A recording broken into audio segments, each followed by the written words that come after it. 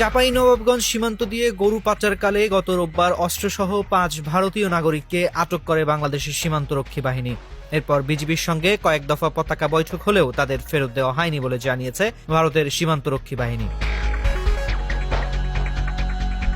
বিগত কয়েক বছরের মধ্যে অনুপ্রবেশকারী ভারতীয়দের বিজিবি ফেরত না দেওয়ার ঘটনা এটাই প্রথম বলে জানিয়েছেন বিএসএফ এর শীর্ষ কর্মকর্তারা। এমন ঘটনায় রীতিমতো বিস্মিত তারা।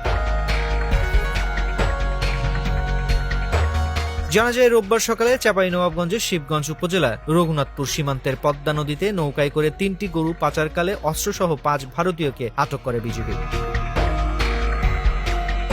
আটক ভারতীয় চোরাকারবারীরা হলেন মুর্শিদাবাদ এলাকার রতন সিংহের ছেলে দীপ সিংহ, বাইতুল মহলদারের ছেলে রনি মহলদার, মৃত রফিকুল ইসলামের ছেলে সরফরাজ ইসলাম, আলেক শেখের